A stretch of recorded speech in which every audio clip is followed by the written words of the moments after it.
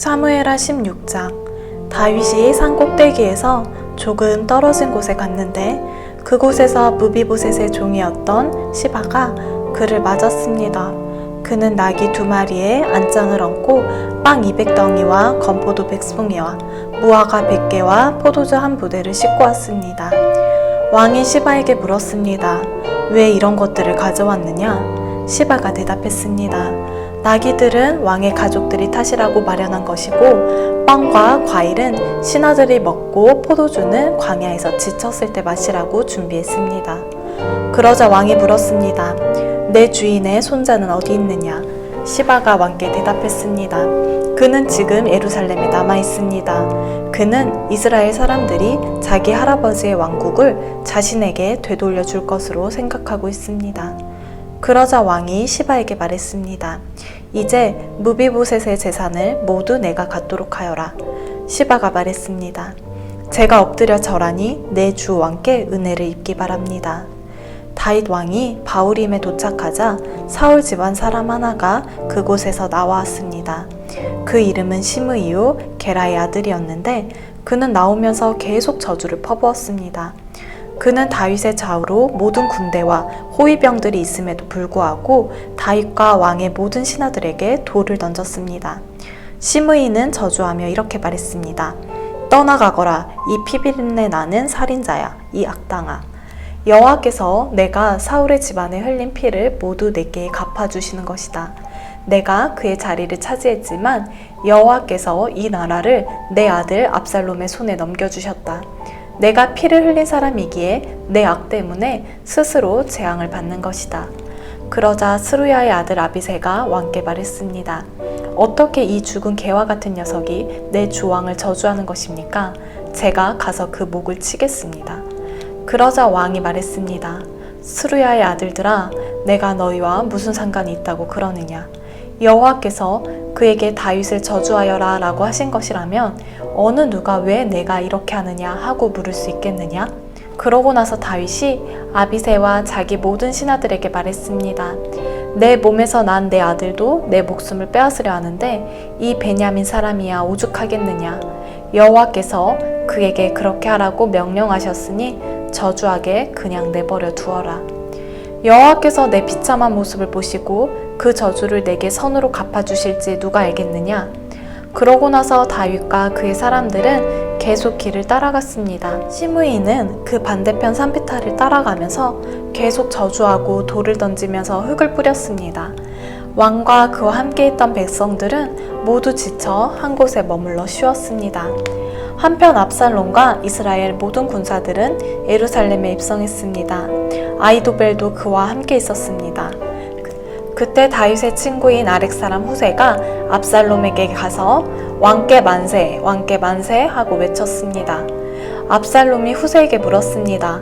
이것이 어떻게 내 친구에게 충성하는 것이냐?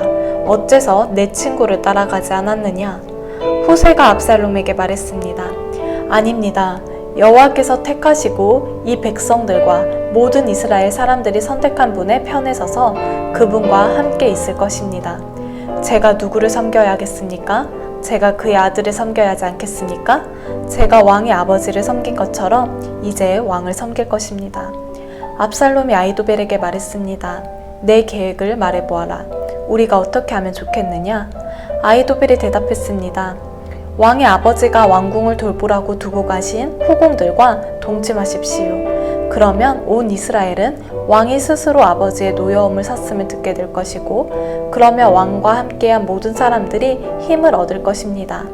그러자 그들은 압살롬을 위해 지붕에 천막을 쳤고 그는 온 이스라엘이 보는 앞에서 아버지의 후궁들과 동침했습니다. 그 당시 사람들은 아히도벨이 주는 계획들을 마치 하나님께 여쭈어서 받은 말씀과 꼭 같이 여겼습니다. 아히도벨의 계획은 다윗에게도 압살롬에게도 모두 그렇게 여겨졌습니다. 17장. 아히도벨이 압살롬에게 말했습니다. 제가 12,000명을 뽑아 오늘 밤 일어나 다윗을 쫓겠습니다. 그가 피곤해 지쳤을 때 공격해 다윗에게 겁을 주면 그와 함께 있던 모든 군사들이 달아날 것입니다. 제가 다윗 왕만 쳐 죽이고 백성들은 모두 왕께 데려오겠습니다. 왕이 찾으시는 그 사람만 죽이면 백성들이 다 돌아올 것이고 백성들이 모두 평안할 것입니다. 압살롬과 이스라엘의 모든 장로들이 보기에 이 계획은 훌륭했습니다. 그러나 압살롬은 아렉 사람 후세를 불러 그의 계획도 들어보자고 했습니다. 후세가 들어오자 압살롬이 말했습니다. 아히도벨이 이러이러한 계획을 세웠다. 그가 말한 대로 하는 것이 좋겠느냐? 그렇지 않다면 내 의견을 말해보아라.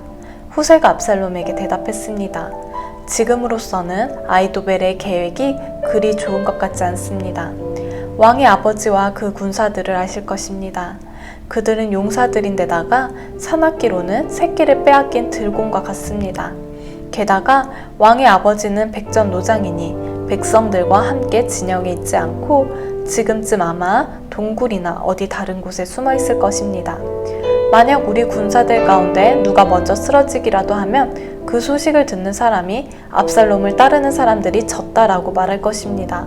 그러면 아무리 사자 같은 심장이라도 두려움으로 간담이 서늘해질 것입니다.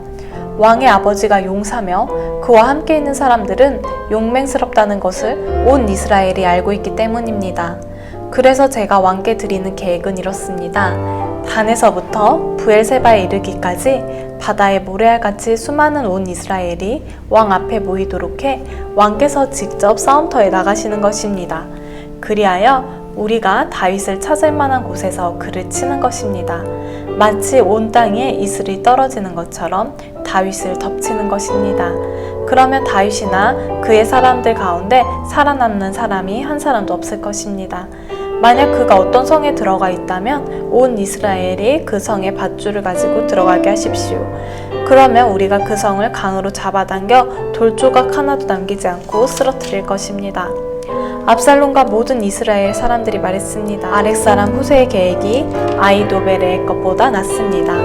이렇게 된 것은 여호와께서 압살롬에게 재앙을 주시려고 아히도벨의 좋은 계획을 좌절시켰기 때문이었습니다. 그때 후세가 두 제사장 사독과 아비아달에게 말했습니다.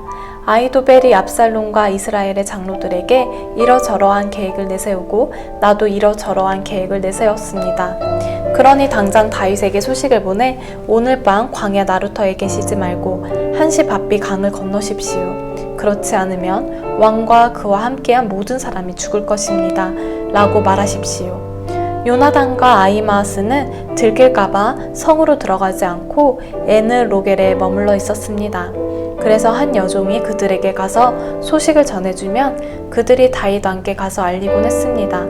그러나 한 젊은이가 그들을 보고 압살롬에게 일러 바쳤습니다. 그러자 그 두 사람은 재빨리 그곳을 떠나 바우림에 있는 어떤 사람의 집으로 갔습니다. 그 집 마당에 우물이 하나 있어서 그들은 그 속에 내려가 있었습니다. 그러자 그의 아내가 우물 뚜껑을 가져다가 우물을 막고 그 위에 곡식을 널어 놓아서 아무도 알지 못하게 했습니다. 압살롬의 사람들이 그 집 여자에게 와서 물었습니다. 아히마아스와 요나단이 어디 있느냐? 그 여자가 그들에게 대답했습니다. 그들은 시내를 건너갔습니다. 그 사람들은 사방으로 찾아보았으나 결국 찾지 못하고 예루살렘으로 돌아갔습니다. 그 사람들이 가고 난 뒤 그 두 사람은 우물에서 기어나와 다윗 왕께 달려가 그 말을 전했습니다. 일어나 빨리 강을 건너십시오. 아히도벨이 이러이러한 계획을 냈답니다. 그리하여 다윗과 그와 함께 있던 모든 사람들은 일어나 요단강을 건넜습니다. 동틀 무렵까지 요단강을 건너지 못한 사람은 아무도 없었습니다. 아히도벨은 자신의 계획이 채택되지 못한 것을 보고는 나귀에 안장을 얹고 일어나 고향의 자기 집으로 돌아갔습니다. 그리고 그는 집을 정리한 뒤 목매달아 죽어 그 아버지의 무덤에 묻혔습니다. 다윗은 마하나임으로 갔고 압살롬은 모든 이스라엘 군사들을 데리고 요단강을 건넜습니다. 압살롬은 요압을 대신해 아마사를 군대 장관으로 세웠습니다. 아마사는 이스라엘 사람 이드라라는 사람의 아들입니다. 이드라는 나하스의 딸 아비갈과 결혼해 아마사를 낳았는데 아비갈은 요압의 어머니인 스루야의 여동생입니다. 이스라엘 사람들과 압살롬은 길르앗 땅에 진을 쳤습니다. 다윗이 마하나임에 가 있을 때 암몬 사람들의 성인 라빠에서 나하스의 아들 소비가 찾아왔고, 로데발에서 암미엘의 아들 마길과 로글림에서는 길앗 사람 바르실레가 찾아와 침대와 대야와 그릇들을 가져오고, 밀과 보리와 밀가루와 볶은 곡식과 콩과 팥과 볶은 녹두와 꿀과 버터와 양과 치즈를 가져와 다윗과 그의 일행들에게 먹으라고 주었습니다. 그들은 다윗의 일행이 광야에서 배고프고 지치고 목말랐을 것이라고 생각했던 것입니다. 18장. 다윗은 그와 함께 있는 사람들의 수를 세어 천부장과 백부장을 세웠습니다. 다윗은 군대를 셋으로 나누어 3분의 1은 요압의 지휘 아래, 3분의 1은 요압의 동생 스루야의 아들 아비새의 지휘 아래, 또 다른 3분의 1은 가드 사람 이때의 지휘 아래 두었습니다. 그리고 왕은 모든 백성들에게 나도 반드시 너희와 함께 직접 나가겠다 라고 말했습니다. 그러나 백성들은 말했습니다. 나가시면 안 됩니다. 만약 우리가 도망쳐도 저들은 상관하지 않을 것이고, 우리가 가운데 절반이 죽어도 상관하지 않을 것입니다. 그러나 왕께서는 우리들 1만 명과 같습니다. 왕께서는 지금 성 안에 계시면 우리를 돕는 것이 더 좋을 것 같습니다. 그러자 왕은 무엇이든 너희 좋을 대로 할 것이다 하고 대답했습니다. 그리하여 왕은 모든 군사들이 100명씩 그리고 1000명씩 무리를 지어나가는 동안 성문 곁에 서 있었습니다. 왕이 요압과 아비새와 이때에게 명령했습니다. 나를 봐서라도 어린 압살롬을 너그럽게 대해주라. 왕이 그 장군들에게 압살롬에 관해 명령을 내릴 때 모든 백성들도 다 들었습니다. 다윗의 군대는 이스라엘과 싸우기 위해 들판으로 나갔습니다. 싸움은 에브라임 숲에서 벌어졌습니다. 거기서 이스라엘 군대는 다윗의 군사들에게 패했는데 그날 거기서 죽은 사람은 2만 명이나 됐습니다. 싸움은 그 지역 전체로 퍼져 그날 숲에서 죽은 사람이 칼로 죽은 사람보다 많았습니다. 그때 압살롬이 다윗의 군대들과 맞닥뜨리게 됐습니다. 그는 노새를 타고 있었는데 노새가 커다란 상수리 나무의 굵은 가지들 아래로 지나갈 때 압살롬의 머리털이 나무에 걸려 공중에 매달리게 됐습니다. 그가 타고 있던 노새는 그대로 달려가 버렸습니다. 어떤 군사가 이 모습을 보고 요압에게 말했습니다. 방금 압살롬이 상수리 나무에 매달려 있는 것을 보았습니다. 요압이 이 말을 한 군사에게 말했습니다. 아니, 너는 그것을 보고도 어째서 그를 그 자리에서 치지 않았느냐? 그랬으면 내게 은 10세겔과 용사의 허리띠를 주었을 것이다. 그 사람이 대답했습니다. 제 손에 은 1000세겔을 주신다고 해도 손을 들어 왕자를 치지 않았을 것입니다. 왕께서 당신과 아비새와 이때에게 나를 위해 어린 압살롬을 건드리지 않도록 하라 하고 명령하신 것을 저희가 들었기 때문입니다.